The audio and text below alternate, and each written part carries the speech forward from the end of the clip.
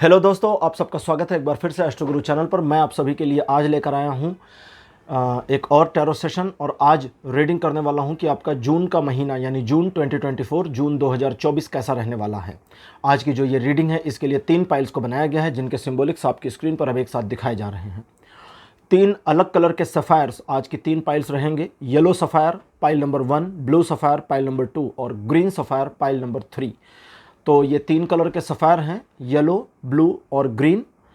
जो आपको अच्छा लगे, एक फील दे या सबसे पहले आकर्षित करे, उसे ही अपनी पाइल मान लीजिए और अकॉर्डिंगली आज की रीडिंग को देखिए। ये आपके साथ रेजोनेट करेगी। हर बार की तरह इस बार भी सभी पाइल्स के लिए टाइम स्टैम्प्स डिस्क्रिप्शन में और कमेंट सेक्शन दोनों जगह दे दिए गए हैं। अपनी पाइल की रीडिंग पर डायरेक्टली पहुंचने के लिए टाइम स्टैम्प के ऊपर क्लिक कर दीजिए, वीडियो फास्ट फॉरवर्ड हो जाएगा और आप डायरेक्टली अपनी पाइल की रीडिंग पर पहुंच जाएंगे। जो लोग आज मुझसे पहली बार जुड़े हैं उन सभी का मैं एस्ट्रो गुरु चैनल पर बहुत बहुत स्वागत करता हूं। आप सभी इस चैनल को सब्सक्राइब जरूर करिए, बेल आइकन को भी प्रेस करिए, क्योंकि जब आप बेल आइकन को प्रेस करते हैं तो नए वीडियोस की नोटिफिकेशंस आपके फ़ोन पर आनी शुरू हो जाती हैं। और मेरे रेगुलर व्यूवर्स और सब्सक्राइबर्स, आप सभी के सहयोग और प्यार के लिए बहुत बहुत आभार। आगे बढ़ने से पहले आपको बता दूं कि मैं एक प्रोफेशनल एस्ट्रोलॉजर, एक प्रोफेशनल टैरो रीडर भी हूं। तो आपकी स्क्रीन पर ये नंबर जो आ रहा है इसके ऊपर आप संपर्क कर सकते हैं अगर आपको अपने लिए एक पर्सनल टैरो रीडिंग सेशन चाहिए या अपनी कुंडली आप मुझे दिखाना चाहते हैं। ये व्हाट्सएप नंबर है, तो इस पर कॉल नहीं करना है, इस पर मैसेज करिए। मैसेज के थ्रू सारी इन्फॉर्मेशन मेरी टीम मेंबर आपको प्रोवाइड करेगी और आपकी हेल्प करेगी मेरे साथ आपके सेशन को बुक करने में। तो चलिए आज की रीडिंग को शुरू करते हैं और आपकी पाइल में मिलते हैं।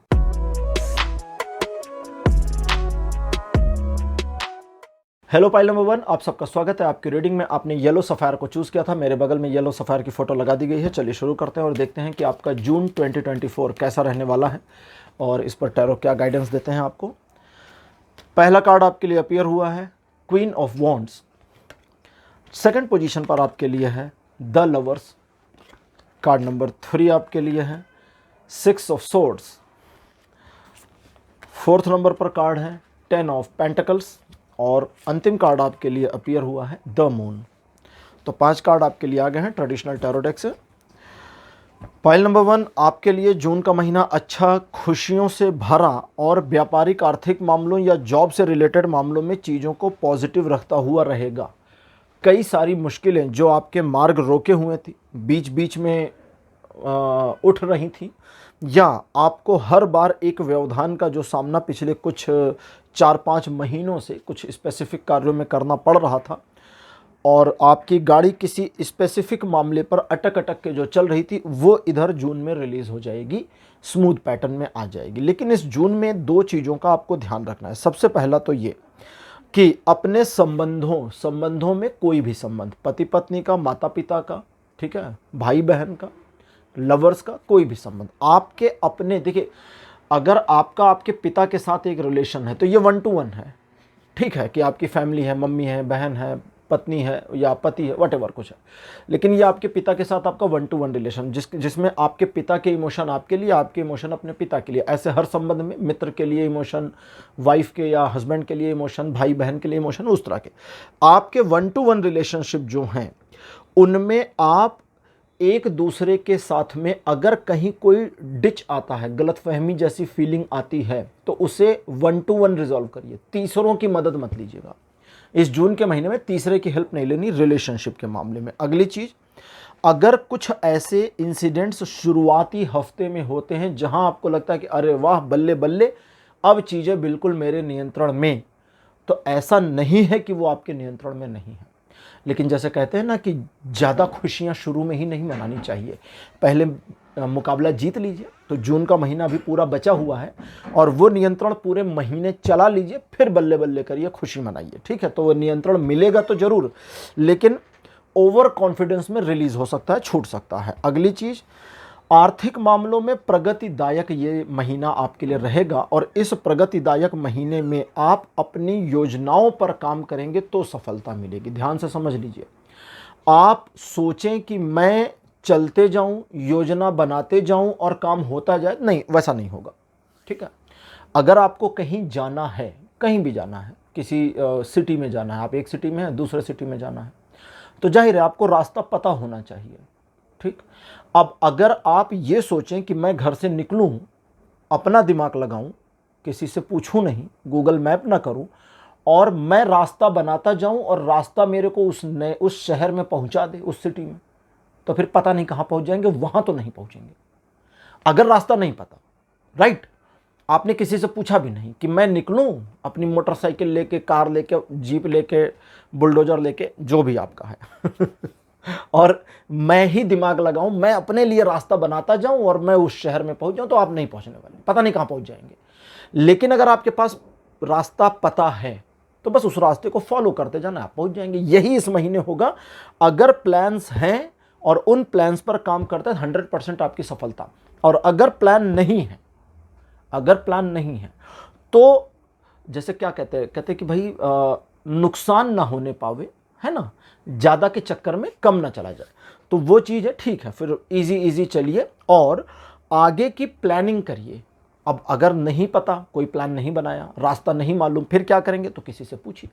पहले बैठ के प्लान बनाइए, उस प्लान के ऊपर काम करिए, उसकी बारीकियां देखिए, उसमें कमियां खोजिए, उसको ठीक करिए और फिर आगे बढ़िए और सफलता मिलेगी। तो ये एक ग्लैंस में था आपका कि जून का महीना कैसा रहेगा। अब लेते हैं ओशो ज़ेन टैरो कार्ड और लाइफ के अलग अलग एस्पेक्ट, अलग अलग लाइफ के जो पहलू हैं, जीवन के पहलू, उन पर देखते हैं कि ओशो ज़ेन कार्ड्स क्या इन्फॉर्मेशन और गाइडेंस देते हैं। आपके लव रिलेशनशिप के लिए कार्ड मेरे पास अपीयर हुआ है, बियॉन्ड इल्यूशन, जो कि ये कार्ड का नाम है। कहता है इल्यूशन के आगे देखिए। इल्यूशन, इल्यूशन क्या है, वो जो हमें भ्रम की स्थिति में लेकर आता है। इल्यूशन एक भ्रम जाल, एक इंद्रजाल, माया जाल जैसा, तो वो वही है जो मैंने आपको भी बताया था।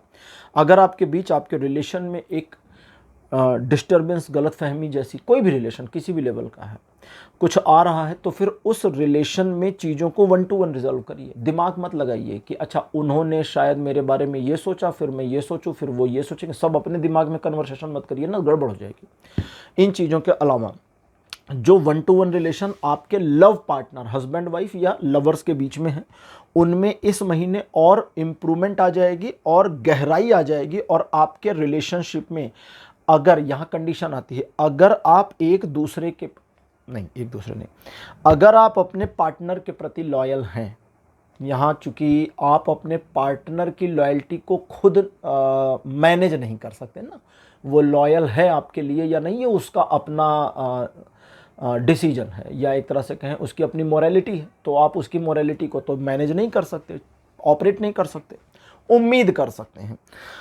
तो आप अपनी लॉयल्टी पर अगर खरे उतरते तो आपके रिलेशन में एक स्पिरिचुअल पुट आना शुरू हो जाएगा, जो इसी महीने आपको फील हो जाएगा। फैमिली रिलेटेड मैटर्स में कार्ड अपीयर हुआ है द रिबेल। इस कार्ड का नाम है द रिबेल। ये कहता है कि एक विद्रोही, इस कार्ड का जो मीनिंग है द रिबेल मतलब एक विद्रोही, एक ऐसा व्यक्ति जो विद्रोह कर सकता है। तो ये कहता है परिवार के उन मामलों पे जो आपके पैरों में बेड़ियां डालती हैं, उसमें विद्रोह कर सकते हैं, लेकिन सोफिस्टिकेटेड, लॉजिकल, इलॉजिकल नहीं, वो वाला नहीं कि तोड़ डालूंगा, फोड़ डालूंगा और वो टंकी से कूद जाऊंगा ऐसा करके, वो सनी देओल या धर्मेंद्र वाला हिसाब नहीं। आपको लॉजिकल चलना है, उनके साथ एक नेगोशिएशन करना है ताकि वे आपसे कन्विंस हो सकें। ऐसे बहुत से फैमिलीज़ को मैं भी जानता हूँ जिनकी फैमिलीज़ में बेटियाँ जॉब नहीं कर रही थी, लेकिन बेटियों ने अपनी फैमिली को कन्विंस किया और खुद को बाहर निकाला। आज वे सक्सेस हैं और उनकी फैमिली खुश है, बिल्कुल उनको कोई गिल्ट नहीं। सिर्फ एक एग्जांपल था, ठीक है। तो आपको अपनी फैमिली को कन्विंस करना है, लेकिन इस कन्विंस करने में जो मेरे पास सजेशन आ रहा है आपके लिए वो ये है कि आपकी दृष्टि सीधी होनी चाहिए, ठीक।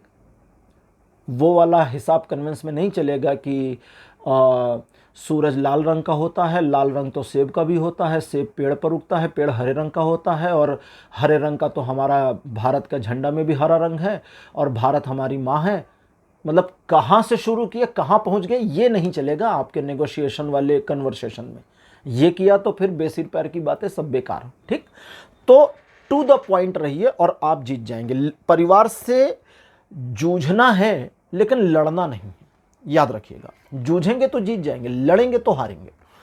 अब आपके फाइनेंशियल मामलों में कार्ड पेयर हुआ है फ्लोरिंग। फ्लोरिंग का कार्ड कहता है चीज़ों को पॉजिटिवली मैनेज करिए, एकदम प्यार से, और चीज़ें एकदम प्यार से मैनेज होती जाएंगी। आपको पता है आपको अपने पैसे को कहाँ इन्वेस्ट करना है, वो सिक्योर जगह पता है, क्योंकि वहाँ पहले भी इन्वेस्ट किया है, वहाँ से नुकसान नहीं हुआ, वहाँ पर लाभ, तो वहीं पर करिए, ज़्यादा दिमाग मत लगाइए। इस महीने ओवर या एक्स्ट्रा ऑर्डिनरी इन्वेस्टमेंट्स आपको नुकसान पहुँचाएंगे। और साथ ही साथ फाइनेंशियल मामलों में दिखावट या ज़रूरत से ज़्यादा शोबाजी करने से बचिएगा, क्योंकि इस महीने इसकी पॉसिबिलिटी है कि आपके कुछ अनायास पैसे शॉपिंग्स पर खर्च हो जाएं और उसे आपको अपने लिए बचाना है, सेव करना है।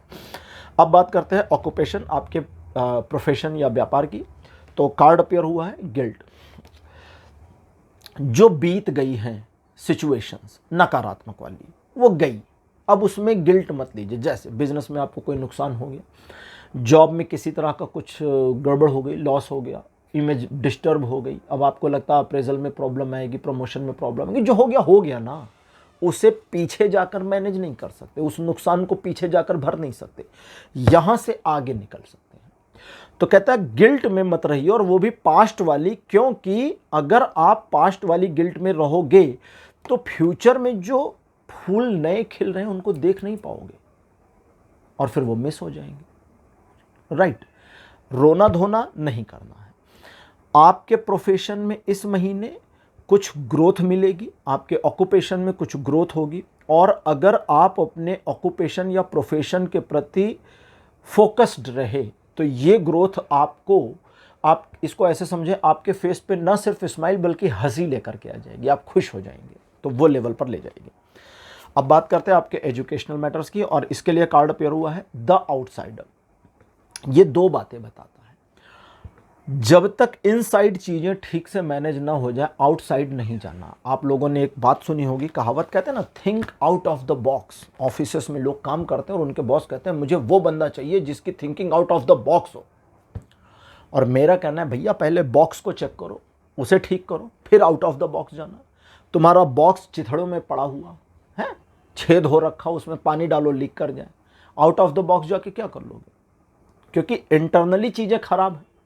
तो आपके एजुकेशनल मैटर्स में पहले इंटरनली, यानी इंटरनली आप अपने आप को मैनेज करिए, और जब आप अपने आप को दिल दिमाग से सिंक कर लेते हैं, जो कि आसानी से हो जाएगा जून में, अगर कर ले जाते हैं तो फिर आप आउटसाइड जा सकते हैं। और आउटसाइड में करना क्या है आपको, आपका जो अपना सिलेबस है या जो भी आपके एजुकेशनल प्रोस्पेक्टस वगैरह हैं, उनसे रिलेटेड थोड़ी एक्स्ट्रा नॉलेज को लेना है, जिसको बोलचाल की भाषा में कहते हैं समसामयिक, करंट अफेयर्स। वो चीज़, करंट अफेयर्स हर चीज़ में होता है, ऐसा नहीं कि किसी चीज़ में नहीं होता, सब में होता है। मैथ में भी करंट अफेयर्स होते हैं, मैथमेटिक्स में आजकल मैथ की दुनिया में क्या नया चल रहा है, साइंस में क्या चल रहा है, आर्ट्स में क्या चल रहा होता है ना, सब कुछ होता है। तो उसको आपको करना है, और ये महीना आपको न सिर्फ ग्रोथ देगा बल्कि एक नया एंथुजियाज्म, एक महत्वाकांक्षा भी देगा। अब हेल्थ की बात, आपके हेल्थ रिलेटेड मैटर्स के लिए कार्ड अपीयर हुआ है प्लेफुलनेस। प्लेफुलनेस कार्ड का अर्थ हुआ सीधा सीधा एकदम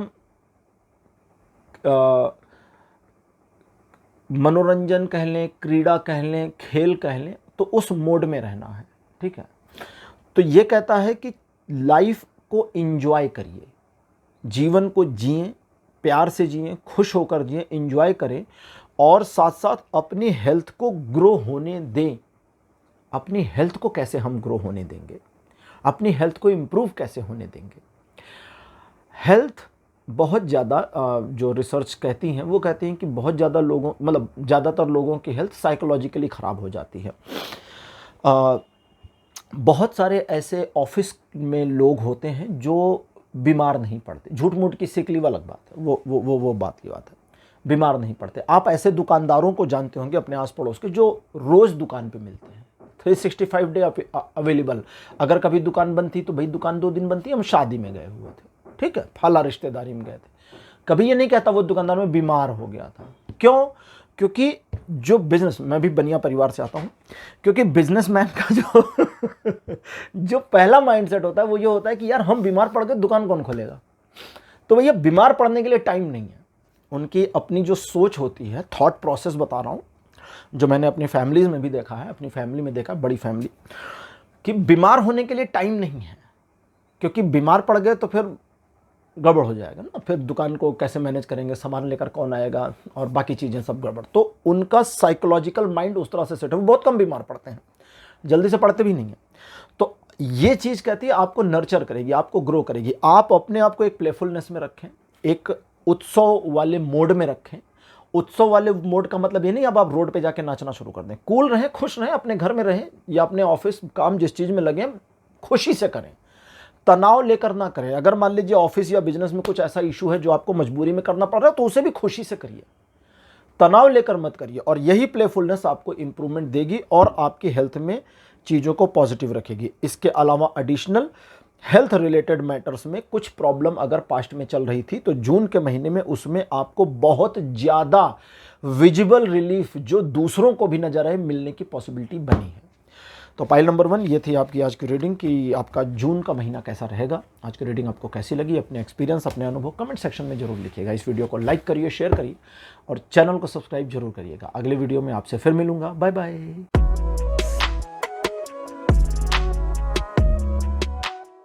हेलो पाइल नंबर 2, आप सबका स्वागत है। आपकी रीडिंग में आपने ब्लू कलर को चुना था तो मेरे बगल में ब्लू कलर का सफ़ायर लगा दिया गया है, यानी उसकी फ़ोटो, सफ़ायर नहीं उसकी फ़ोटो लगा दी गई है। चलिए आज की रीडिंग को शुरू करते हैं और देखते हैं कि आपका जून 2024 कैसा रहने वाला है। कार्ड नंबर 1 आपके लिए है king of wands. Second position पर आपके लिए कार्ड है द फूल। थर्ड नंबर पर आपके लिए है 8 ऑफ सोर्ड्स और कार्ड नंबर 4 आपके लिए है 5 ऑफ वॉन्ड्स और लास्ट कार्ड आपके लिए पेयर हुआ है द सन। बहुत बढ़िया, 5 कार्ड्स आपके लिए आ गए रेगुलर यानी कि ट्रेडिशनल टैरो डेक से। आपका देखो भैया जून का महीना कैसा रहेगा अगर एक लाइन में कहूँ तो अंत भला तो सब भला, सुना है? ठीक है, तो ये वैसा है, अंत भला तो सब भला, मतलब एट लास्ट जाके चीज़ें सेटल हो जाएंगी, ठीक हो जाएगा, कोई नुकसान नहीं है आपके लिए, चीज़ें पॉजिटिव हैं, कोई परेशानी ज़्यादा नहीं होगी और जो परेशानी बीच के महीनों में होगी वो एंड में जाकर ठीक हो जाएगी ये। लेकिन सवाल ये उठता है कि अगर वो बीच की परेशानियां ना हो, बीच में वो डिस्टरबेंस ना हो तो रिजल्ट क्या होगा? फिर ऑसम।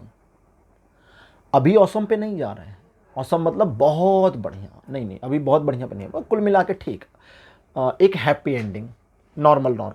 लेकिन बीच की चीज़ों को मैनेज करें तो बेटर। अब जैसे अब आप अपने आप में सोचें, बहुत सारे या कुछ ऐसा मामला है या कोई एक ऐसा मामला है जिस पर आप पिछले लंबे समय से प्लानिंग कर रहे हैं, ये करना चाहिए या नहीं, करूं या ना करूं, सही समय है नहीं सही समय है, तो वो एक पेंडिंग सी है। तो यहाँ आपके लिए है कि हाँ उस कार्य को कर सकते हैं, उसके लिए जून में प्लानिंग करिए या शुरू कर दीजिए, कोई दिक्कत नहीं। लेकिन पिछले काफ़ी समय से एक चीज़ को लेकर आप बहुत परेशान होंगे और वो ये कि आप अपने में ही उलझ जाते हैं और ये उलझन आपको अपने में ही उलझा करके फेलियर की ओर ले जाती है। दूसरा, आपने ये भी देखा होगा कि कई सारे ऐसे सिचुएशंस आपके जीवन में आ जाते हैं जहां कई बार परिस्थितियां, कई बार लोग आपका मार्ग अवरुद्ध कर देते हैं, रोक देते हैं। तो जहां परिस्थितियां मार्ग रोकें या लोगों द्वारा आपके मार्ग में व्यवधान डाले जाएं, वहां अगर आप पीछे हट जाते हैं तो हार गए, अगर आप पीछे नहीं हटते हैं तो जीत आपकी पक्की है, आपको जीतने से कोई नहीं रोक सकता। तो लड़िए, जूझिए और जीत जाइए। नहीं जूझेंगे तो नहीं जीतेंगे। तो ये मैंने क्लोज कर दिया, रिजॉल्व कर दिया। अब अगला आपकी प्रॉब्लम, जहां आप स्वयं में ही उलझ जाते हैं। जब स्वयं में ही उलझते हैं तो वो मामला इस तरह का है जहां आपके द्वारा चीज़ों को सही ढंग से ऑब्जर्व नहीं किया जाता। जल्दबाजी से बचें, डिसीजन को पेंडिंग करें। उन लोगों पर जिन पर आपको भरोसा नहीं है, उन लोगों पर भरोसा करने, दिखावा करने की ज़रूरत नहीं और अपनी चीज़ों को पॉजिटिवली आगे लेकर चलें। इस तरह के काम अगर आप करते हैं तो इस महीने को सही तरीके से उपयोग कर पाएंगे। प्रेम संबंधों में महीना बढ़िया दिखता है, फैमिली मैटर्स में थोड़े स्ट्रगल दिखते हैं, फाइनेंशियल मैटर में ये महीना ओवरऑल जाकर ठीक होगा। ये एक दृष्टि में था कि आपका जून का महीना कैसा रहेगा। अब लेते हैं ओशो ज़ेन टैरो कार्ड और देखते हैं कि लाइफ के अलग अलग एस्पेक्ट में आपके लिए क्या इन्फॉर्मेशन आती है, कि जीवन के विभिन्न पहलुओं पर, विभिन्न विषयों पर ये क्या इन्फॉर्मेशन दे रहे हैं Osho zen tarot cards. Love relationship के लिए कार्ड अपीयर हुआ है बियॉन्ड इल्यूशन। ये कार्ड कहता है कि प्रेम संबंधों में सिर्फ अपने पार्टनर को देखने की कोशिश करिए, इमेजिनेशन मत बनाइए। कई बार लोग अपने पार्टनर में किसी और को देखने की कोशिश करने लगते हैं, ये गड़बड़ हो जाएगा। ठीक है, आपके पार्टनर की अपनी एक प्रेजेंस है, अपनी एक पर्सनालिटी है, अपना एक ऑरा है, अपनी एक पहचान है, उस पहचान के साथ अपने को जोड़ दीजिए। जितना ज़्यादा आप अपने पार्टनर की पहचान के साथ में अपने को जोड़ेंगे, ठीक है, उतना आपके रिलेशन में इम्प्रूवमेंट आएगी। वैसे भी ये महीना लव रिलेशनशिप में आपको कुछ नया देगा, कुछ ऐसे एक्सपीरियंसेस देगा जो आपके लिए लाइफ टाइम यादगार तो नहीं, लेकिन हाँ फॉर्चुनेटली बेनिफिशियल रहेंगे। तो कुल मिलाकर एक इम्प्रूवमेंट दिखती है और प्रेम संबंधों में ठहराव और लंबे समय तक चलने वाले रिश्ते की झलक दिखती है। अब बात करते हैं फैमिली की। फैमिली मैटर्स में कार्ड अपेयर हुआ है ऑर्डिनरीनेस। ये कहता है कि परिवार के मामले में चीज़ों को हाइप पे नहीं ले जाना है। अगर आप चीज़ों को हाइप पे ले जाते तो गड़बड़ हो जाएगी। अगर आप इजी चलते तो इजी तरीके से चीज़ें और अरेंज होती, मैनेज होती चली जाएंगी, ठीक है। जैसे परिवार में आपके रोज़ खाना बनता है, आप खाते हैं, आप परिवार के मुखिया हों या सबसे छोटे सदस्य हों या आप ही खाना बनाते हैं, ठीक।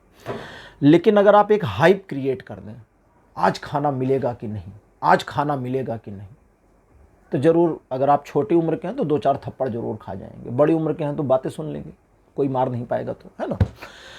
तो कहने का मतलब उस हाइप की क्या ज़रूरत है, नहीं, फिर क्यों बनाना, तो बनाना नहीं है। और जो आपको करना है, अगर कुछ ऐसा करना है जो थोड़ा लीक से हटके है, तो उसके बारे में ईजी तरीके से काम करें, ईजी सारी चीज़ें मैनेज होती चली जाएंगी। परिवार को लेके जैसे ही आप एक हाइपर माइंडसेट में आते हैं, चीज़ें खराब हो जाएंगी, तो उससे आपको बचना है। फिनेंशियल मामलों में कार्ड अपेयर हुआ है स्लोइंग डाउन। जैसा इस कार्ड का नाम है, बिल्कुल यही करना, स्लोइंग डाउन कर देना है फिनेंशियल मामलों में, खर्चे के मामले में, इन्वेस्टमेंट के मामले में, दूसरों को पैसा देने के मामले में, और दूसरों को पैसा अपने पास कितना है ये बताने के मामले में। उनको अपने आप को स्लो डाउन कर देना है कि नहीं यार, हमारे पास तो बहुत ज़्यादा नहीं है, इन्वेस्टमेंट ठीक है देखते हैं, अभी तो है नहीं इन्वेस्ट करने का, प्लान क्या है वो बता दो, अभी है नहीं, अभी नहीं है, उसको बताओ अभी नहीं है, प्लान बता दो। प्लान बताने में क्या जाता है, हो सकता है जब आएगा हम बता देंगे, तो सुन लीजिए, लेकिन धीरे धीरे, जल्दबाजी बिल्कुल भी नहीं। और फिनेंशियल मामलों में अगर आप कोई गोल अचीव करने के प्रयास में हैं, जो कि एक दिखता है प्रयास, उस प्रयास पर आप सतत बने रहें, आप अपने टारगेट को हिट कर देंगे, पहुंच जाएंगे। ऑक्यूपेशन से जुड़े मामलों में कार्ड अपेयर हुआ है कॉन्शियसनेस, और ये कार्ड कहता है कि अपने बिजनेस, प्रोफेशन, जॉब जो भी आपका चल रहा है, उस पर आप बस अपनी जागरूक दृष्टि बनाए रखें। आपके बिजनेस में भविष्य में एक टर्न आएगा या जॉब में एक ऐसा मोड़ आएगा जो आपके प्रोफेशन में आपको और ग्रोथ दे देगा। आपको इस महीने थोड़ी अवेयरनेस बनाए रखनी है। अवेयरनेस बनाए रखेंगे, चीज़ें अकॉर्डिंगली मैनेज होती चली जाएंगी और आपको आने वाले समय में लाभ मिलेगा, कोई नुकसान नहीं है।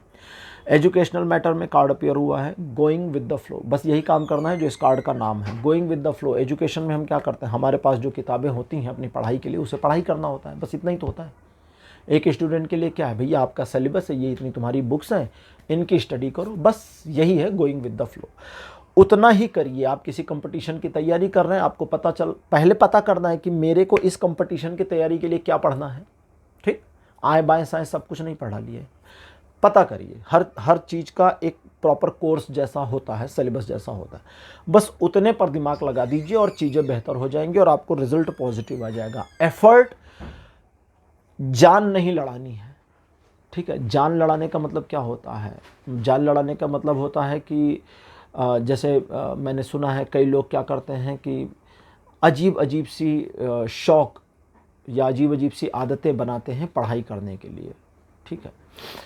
आपको अपने आप को एक फिक्स टाइमिंग में ढालना है। फिक्स टाइमिंग, तरीका बता दे रहा हूँ। अगर आप समय निर्धारित करके पढ़ाई करते हैं तो आपका ब्रेन धीरे धीरे ऑटो फोकस हो जाएगा। जैसे याद करिए, जब आप छोटे बच्चे थे या अगर अभी भी बच्चे होंगे, अगर आपका कोई पीरियड, मान लीजिए चौथा पीरियड, फोर्थ पीरियड मैथमेटिक्स का है, आपको मैथ नहीं भी पसंद है और मैथ के टीचर नहीं आए, तो पहले मन बहुत खुश होता है, अरे वाह आज मैथ के टीचर नहीं है। अगर आपको नहीं पसंद, ठीक, चलो यही मान के चलते नहीं पसंद, तो वो खुश हो गया, चलो मैथ के टीचर नहीं है, अभी आज मैथ नहीं पढ़ना पड़ेगा। और पता चला मैथ के पीरियड में इंग्लिश वाली टीचर आ गई, अभी वो इंग्लिश सेकंड पीरियड में पढ़ा के गई थी, अब वो फोर्थ पीरियड में फिर इंग्लिश पढ़ा रही है, तो बहुत जोर की इरिटेशन होती है। क्यों होती है? क्योंकि माइंड मैथ पढ़ने के लिए फोकस था और वो इंग्लिश पढ़ाने लगी, ठीक है। अगर वो बैठे और ना पढ़ाए और आपको बोले मैथ की बुक निकालो और रिवीजन करो, तो आपको परेशानी नहीं होगी, लेकिन कोई और सब्जेक्ट पढ़ाए तो परेशानी होगी। क्यों? क्योंकि माइंड उस सब्जेक्ट के लिए फोकस हो गया था, तो ये ऑटो फोकस है। इसीलिए स्कूल्स टाइम टेबल पर चलते हैं, और जो स्कूल अपने टाइम टेबल बदलते रहते हैं उनके रिजल्ट ख़राब होते रहते हैं। इसलिए स्कूल्स को फिक्स टाइम टेबल अपनाना चाहिए। जो सब्जेक्ट जिस पीरियड में पढ़ाया जा रहा है वो शुरू से लेकर लास्ट तक उसी पीरियड में पढ़ाया जाना चाहिए। बच्चों का माइंड फोकस हो जाता है। आपको यही करना है, ये करिए, सफलता आपको मिलेगी। हेल्थ रिलेटेड मैटर्स में कार्ड अपेयर हुआ है ट्रस्ट, और ये ट्रस्ट आपको किसी और पर नहीं, अपने ऊपर करना है। जितना आपको अपनी हेल्थ के रिलेटेड मैटर्स में अपने ऊपर ट्रस्ट होगा, चीज़ें उतनी अच्छी होंगी। लेकिन आपका ट्रस्ट सही लेवल पर होना चाहिए। अगर आपसे कहें 4 सीढ़ी से कूदना है तो आप एक बार कहेंगे चल ठीक है कूद जाएंगे। क्यों? क्योंकि आपको भरोसा है कूद जाएंगे। कहें 8 सीढ़ी से कूदना है तो आप कहेंगे अच्छा मैनेज कर लेंगे, चलो ठीक है 8 भी चला दिया जाएगा। कुछ ज़्यादा यंग आप हैं तो कहेंगे हाँ हाँ ठीक है। तो एक एवरेज एज लेके चलते हैं कि मान लेते हैं आपकी उम्र 35 साल है, ठीक है, इधर से भी और उधर से भी। कोई 60 साल का हो तो 35 जोड़ दो, 15 साल का हो तो 35 जोड़ दो, एक एवरेज एज। तो 8 सीढ़ी भी कहेंगे हाँ मैनेजेबल है। लेकिन उसको कहें 1 मंजिले से कूदना है तो कहेंगे यार अब गड़बड़ हो गई ये मुश्किल है, ठीक। और हो सकता है कुछ यंग हो, यार ठीक है हम 1 मंजिले से भी कूद जाएंगे। क्यों कूद जाएंगे 1 मंजिले से? क्यों उनको यंग को लगेगा कि हम कूद जाएंगे? क्योंकि उनको अपने ऊपर ट्रस्ट है कि हाँ आई कैन मैनेज। लेकिन अब 8 सीढ़ी के ऊपर 35 साल और 40 साल वाले व्यक्ति का लेगा नहीं नहीं नहीं नहीं, 8 वाला तो हम एक बार चला लेकिन भैया 1 मंजिले से हमारी टांग टूट जाएगी। लेकिन उसी यंग पर्सन को बोले 2 मंजिले से कूदना है, फिर बोलेगा नहीं नहीं, पैसा दोगे तो भी नहीं कूदेंगे। क्यों? क्योंकि उसको पता कुछ गड़बड़ होगी तो फिर जिंदगी खराब। क्योंकि वहां खुद पे ट्रस्ट नहीं है कि हम मैनेज कर सकते हैं। और ये गलत ट्रस्ट नहीं है, ये बिल्कुल सही है। खुद पे ट्रस्ट नहीं होना चाहिए कि हम 2 मंजिले से कूदेंगे बच जाएंगे। नहीं, आपको कोई भरोसा अपने ऊपर नहीं होना चाहिए कायदे से, क्योंकि वो गलत है, वो भरोसा ही गलत है। तो आपको ऐसे ही अपने ऊपर भरोसा रखिए अपने हेल्थ से रिलेटेड मैटर में, और अपनी लिमिट को पहचानिए। आप जो कर रहे हैं, जितना कर रहे हैं, क्यों कर रहे हैं, और उस लिमिट के साथ में, उस एंथुजियाज्म के साथ आगे बढ़िए। हेल्थ रिलेटेड मैटर्स में आपको चीज़ें आसानी से मैनेज होती हुई दिखेंगी, लेकिन आप जितना ज़्यादा स्वयं पर आत्मविश्वास करेंगे इम्प्रूवमेंट उतनी ज़्यादा आएगी। और इस महीने स्वास्थ्य लाभ की पूरी पॉसिबिलिटी बनी है।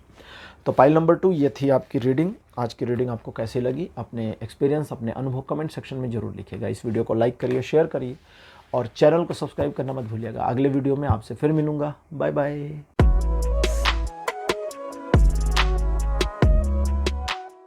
हेलो पाइल नंबर 3, आप सबका स्वागत है आपकी रीडिंग में। आपने ग्रीन कलर के सफ़ायर को चूज़ किया था। मेरे बगल में ग्रीन कलर के सफ़ायर की फ़ोटो लगा दी गई है। चलिए आज की रीडिंग को शुरू करते हैं और देखते हैं कि आपका जून 2024 कैसा रहने वाला है।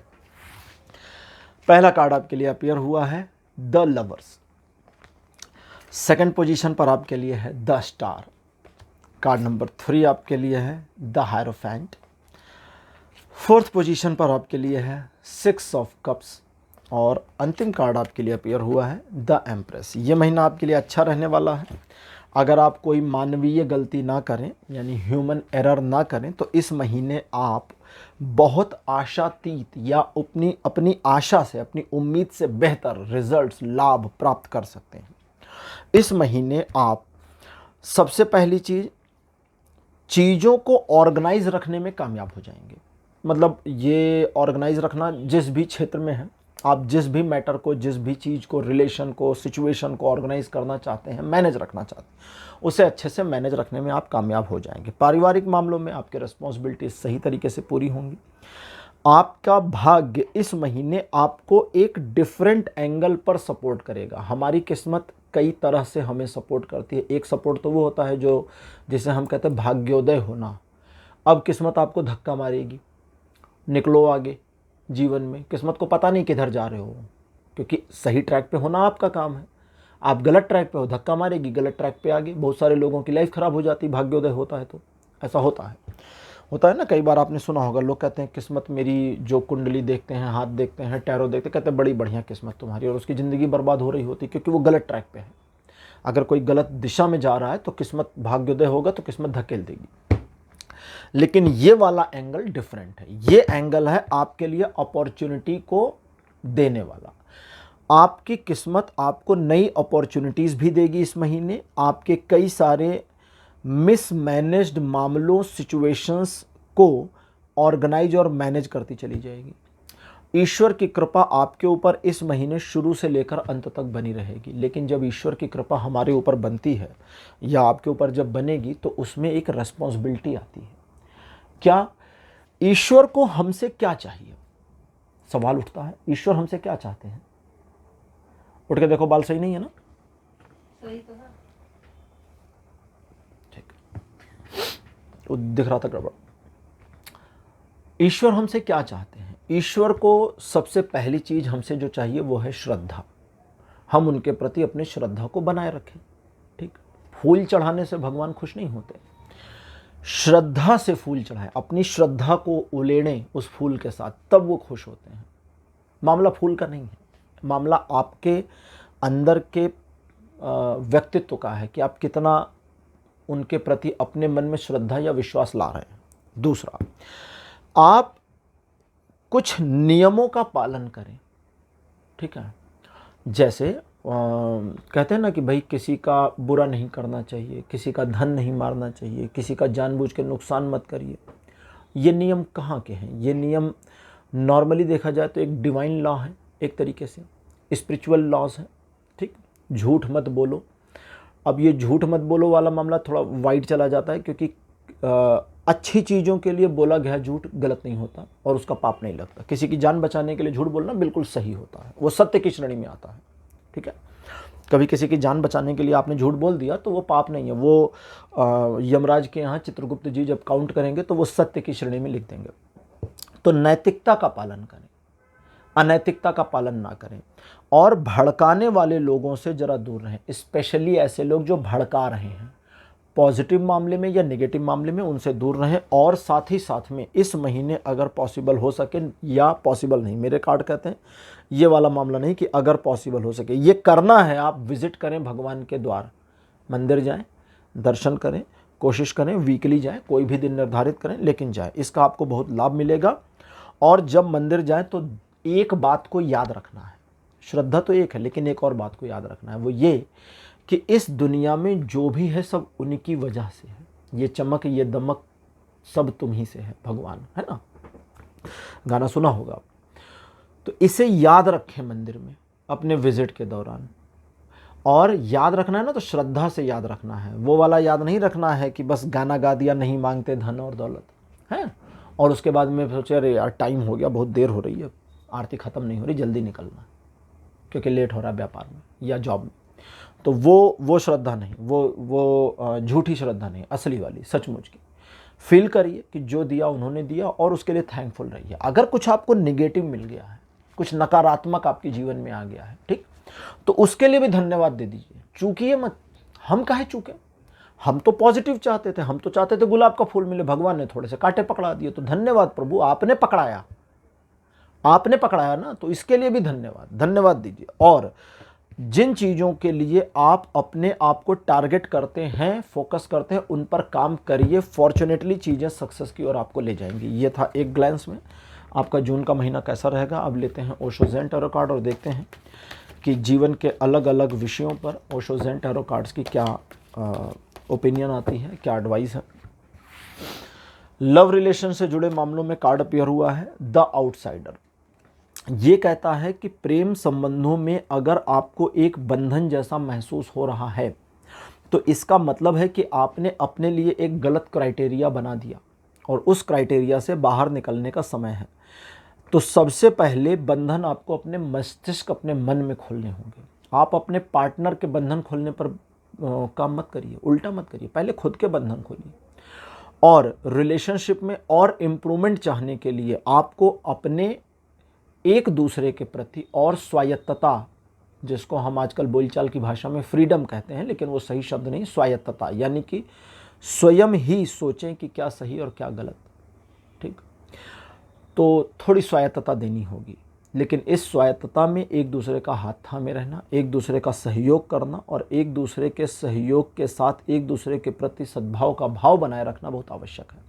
ये महीना आपको आपके रिलेशन, लव रिलेशन स्पेशली में बहुत इंप्रूवमेंट देने वाला है, तैयार रहिए। फैमिली रिलेटेड मैटर्स में कार्ड अपीयर हुआ है मोरालिटी का। ये कहता है कि जैसे दुनिया में आप किसी को भी धोखा दें, अपने परिवार को धोखा देना सबसे बुरा होता है, सबसे गलत कार्य है। ठीक है, तो कहता है परिवार के प्रति आप अपनी नैतिकता का पालन करें। अगर कुछ नहीं पसंद तो उस पर डिस्कस करें, अगर कुछ बदलना है तो उस पर अपने तर्क, आर्गुमेंट्स, अपने लॉजिक्स तैयार करें, मेहनत करें। लेकिन परिवार के प्रति तिगड़म, चालाकी अगर जून 2024 में आप करते हैं तो बहुत नुकसान उठाना पड़ सकता है, चीज़ें डार्कनेस में चली जाएंगी। और अगर आप पॉजिटिवली मैनेज करते हैं तो चीज़ें पॉजिटिवली एक लाइट सिचुएशन, लाइटनेस में आ जाएंगी और आपको ग्रो मिलेगी और परिवार का सहयोग अपेक्षित आपको मिल जाएगा और आप अपने फैमिली सपोर्ट के द्वारा काफ़ी कुछ अर्जित कर पाएंगे। फिनेंशियल मामलों में कार्ड अपीयर हुआ है अबंडेंस का। अबंडेंस का जो कार्ड है ये कहता है कि इस महीने आपको बस ये ध्यान रखना है कि आपकी जो वर्तमान पोजीशन फिनेंशियल है वो बैलेंस रहे, बनी रहे, वो डामाडोल ना होने पाओ। तो अपने बजट और अपनी अर्निंग दोनों के बैलेंस को बना कर रखना है, बस इतना करना है। अगर ये कर ले जाते हैं तो ये महीना आपको ऑटोमेटिक ग्रोथ देगा आपके फाइनेंसेस में। कैसे देगा वो मुझे नहीं पता, यहाँ आ भी नहीं रहा, बस वो आपको मिल जाएगा। और वो इसलिए नहीं आ रहा क्योंकि हर व्यक्ति के जीवन में वो अलग अलग ढंग से काम करेगा, इसीलिए नहीं आ रहा। ऑक्यूपेशन यानी आपके व्यापार, जॉब, प्रोफेशन से जुड़े मैटर में कार्ड अपीयर हुआ है पोस्टपोनमेंट। ये दो बातें बताता है। पहला, अगर कोई प्लान नहीं बनाया है, अगर कोई प्लान नहीं किया है फ्यूचर के लिए अपने कार्य क्षेत्र से जुड़े मामले में, तो फिर उसको पोस्टपोन कर दीजिए, अभी प्लान बनाना नहीं, 1 महीने बाद देखा जाएगा, जुलाई में देखिए। और अगर कोई प्लान बना लिया है और प्लान बनाने के बाद अभी उस पर काम नहीं शुरू किया है और अभी भी उस प्लान में कमियां देख रहे हैं और उन्हें ठीक करने की कोशिश कर रहे हैं, तो शुरू नहीं करना है। यहाँ पर ध्यान रखिए, अगर शुरू नहीं किया है तो शुरू नहीं करना। फिर जून में प्लान बन गया, ठीक, उसकी कमियां वगैरह दुरुस्त करिए, सारी योजना बनाइए, उसको आगे ले जाइए जून के आगे। लेकिन अगर जून का प्लान था और जून में शुरू कर दिया है, ठीक, बाई चांस आपको ये रीडिंग मिली जब जून का महीना शुरू हो गया, ठीक है, आप देखिए, अब मैं वही बता पाऊंगा जो मेरे पास रीडिंग में आ रहा है, अलग अलग लोगों के लिए अलग अलग चीज़ें होती। तो कुछ है जैसे इसमें आ रहा है 20-22% लोग ऐसे होंगे जो इस रीडिंग को देखेंगे जब जून का महीना शुरू हो जाए। तो दैट मीन्स कि अब आपके प्लान पर आप काम शुरू कर चुके हो और कोई ऐसा प्लान था जिस पर आपने पहले से काम किया है, यानी कि मई, अप्रैल या जनवरी या पास्ट में काम चलता आ रहा है, वो काम अब उसी परिपाटी में आगे बढ़ रहा है। अब जून का महीना आ गया तो वो एक अलग चीज़ है। आपने जून में तो शुरू नहीं किया ना, जून में उसकी प्लानिंग करो, तो पुराना चल रहा है, तो उसे रूटीन वर्क कहेंगे, है ना, पुराने वाले को, तो उसे चलने देना है। अगर जून में शुरू कर दिया और बाद में आप ये रीडिंग देख रहे हैं तो नहीं रोकना, ठीक है। पुराना काम कोई चल रहा है तो वो रूटीन वर्क में काउंट हो जाएगा, उसे चलने देना है। लेकिन आपने ये रीडिंग पहले देखी, मेरी रीडिंग, और देखने के बाद जून के लिए कोई प्लान किया, बड़ा प्लान, छोटा मोटा प्लान नहीं, ऐसे छोटे मोटे प्लान नहीं बिजनेस के कि मुझे दुकान का सामान लाना है यार, इसकी प्लानिंग करते हैं, वहाँ जाना है बाहर उस शहर में, वहाँ से माल लाना है, नहीं, फिर चले जाओ, कोई दिक्कत नहीं, ये तो नॉर्मल चीज़ है। प्लानिंग क्या है? व्यापार उत्तर की ओर जा रहा है, इसको पश्चिम मोड़ना है, एक नई ब्रांच बनानी है। जॉब चल रही है, नई खोजनी है, एकदम दिशा का बदलाव, तो वो प्लान्स नहीं बनाने, उसको पोस्टपोन करना है। और अगर कोई प्लान चल रहा है तो चलने दीजिए, ठीक है। मेरे ख्याल से आप समझ गए होंगे क्या करना है। एजुकेशनल मैटर्स में कार्ड अपीयर हुआ है आइसोलेशन। इस कार्ड का नाम आइसोलेशन नहीं है, इसका नाम है आइसोलेशन। ये कहता है कि अगर आप अपने दिमाग के साथ अपनी एजुकेशनल मैटर्स में खेलेंगे तो फिर जिम्मेदार आप होंगे, क्योंकि आप अपने ब्रेन के साथ खेलकर सिर्फ हारेंगे, जीतेंगे नहीं। हम सभी इंसान अपने दिमाग से नहीं जीत सकते, ठीक है। एक फिलोसफर हुए थे इमैनुअल कांट, स्वामी विवेकानंद ने उनके बारे में कहा था कि मिस्टर कांट ने ये प्रूफ कर दिया था कि वी कैन नॉट थिंक, हम सोच नहीं सकते beyond the wall of our mind, हम अपने मस्तिष्क की वज्र दीवार के पार क्या है वो नहीं सोच सकते। जितने हमारे दिमाग की लिमिटेशन है हम उसके अंदर ही सोच सकते हैं। आप अपने दिमाग से बाहर कैसे सोचोगे? आपके दिमाग की जितनी लिमिट है उसके आगे की सोच आप कैसे पा सकते हो? सुनने में बिल्कुल सही। और स्वामी विवेकानंद आगे कहते हैं कि हमारी बुद्धि के परे क्या है। जहां पर हमारे दिमाग की लिमिटेशन खत्म होती है उसके बाद क्या है, यही वो सवाल है जिस पर पूरी इंडियन फिलॉसफी स्टैंड करती है। इसीलिए इंडियन फिलॉसफी बहुत अलग है, ठीक है। उपनिषद पढ़िए, पता चलेगा। तो ये कहता है अपने बुद्धि के साथ नहीं खेलना। क्या करना है, अपने आप को, आसान भाषा में समझाता हूं, अपने आप को ट्रे में भरकर फ्रिज में नहीं जमाना। दैट मीन्स कि अगर आप पढ़ाई कर रहे हैं तो बस पढ़ाई करें, ओवर कॉन्फिडेंस में नहीं आना, लोअर कॉन्फिडेंस में नहीं आना, ज़्यादा दिमाग कम दिमाग दोनों नहीं लगाना। मध्य मार्ग अपनाइए और निकलते चले जाइए, आपको कोई प्रॉब्लम नहीं होगी, वरना फंसेंगे। हेल्थ रिलेटेड मैटर्स में कार्ड अपेयर हुआ है कॉन्शियसनेस। यही कॉन्शियसनेस, ध्यान रखिए अपनी हेल्थ का, और इस महीने इम्प्रूवमेंट मिलेगी। साथ ही साथ कुछ लगभग देखो, अगर हेल्थ में प्रॉब्लम नहीं चल रही, कोई इशू नहीं है, तो 5 या 10 मिनट डेली आंखें बंद करिए और बैठ जाइए। क्या करना है बता रहा हूँ अभी।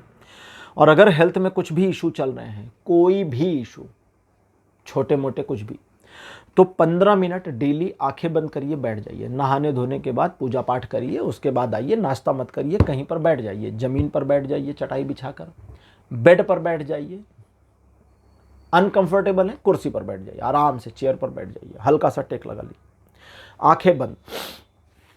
अब बंद करके क्या करेंगे, फिजिटिंग नहीं करनी है, ऐसे खुजलाना नहीं, ऐसे खुजलाना नहीं, ऐसे नहीं करना, ठीक है, ये मत करिएगा। आपका शरीर, रीडिंग हो गई, सिर्फ बता रहा हूँ, आपका शरीर फिजिटिंग के लिए उठेगा। मक्खी बैठ गई, नाक पे कुछ है, बाल आगे आ रहे मत्थे पर, यहाँ हो गया, कान में कुछ हो रहा है, कुछ ना कुछ ऐसा होगा, आपका बॉडी आपको इंडिकेट। हमारा बॉडी सीधा बैठ नहीं सकता हमारी बॉडी सीधी नहीं बैठती। तो जिनको बीमारी नहीं है कोई किसी तरह की, 5 मिनट या 10 मिनट, जिनको कुछ प्रॉब्लम है वो 15 मिनट चुपचाप सीधा बैठ जाए और बस बैठे रहें। बाकी दिमाग में जो थॉट आते उसको चलने दीजिए, रोकिए वोकिए मत, बस बैठे रहिए, फोकस इसी पर करिए, किसी चीज़ का ध्यान नहीं करना, ये सिर्फ बैठना है आंखें बंद करके, ठीक है। बीच में 1-2 बार अगर कहीं कुछ खुजला लेते हैं तो उतना शुरू में 2-4 दिन चलेगा, लेकिन धीरे धीरे फिर कंट्रोल हो जाएगा उस पर। और जो ये आप बैठेंगे, अपने आप को बैठाएंगे, इसका मिरेकल आप अपनी हेल्थ में देख पाएंगे। और जिन लोगों को हेल्थ रिलेटेड इशू नहीं है, उनके ब्रेन में फोकस वगैरह का इशू ख़त्म हो जाएगा, माइंड का कंसंट्रेशन बढ़ जाएगा। और जिनको हेल्थ इशू है उनके हेल्थ में इंप्रूवमेंट आएगी, मेडिसिन वगैरह अगर चल रही तो वो ज़्यादा काम करेंगे, इम्यूनिटी अच्छी हो जाएगी, तो इसका आपको फ़ायदा मिल जाएगा। लेकिन अपने आप को बैठाइए, फिजिटिंग मत करिएगा, याद रखिएगा। तो पाइल नंबर 3 ये थी आपकी आज की रीडिंग। आज की रीडिंग आपको कैसी लगी, अपने एक्सपीरियंस, अपने अनुभव कमेंट सेक्शन में जरूर लिखिए। इस वीडियो को लाइक करिए, शेयर करिए, चैनल को सब्सक्राइब करना मत भूलिएगा। अगले वीडियो में आपसे फिर मिलूंगा, बाय बाय।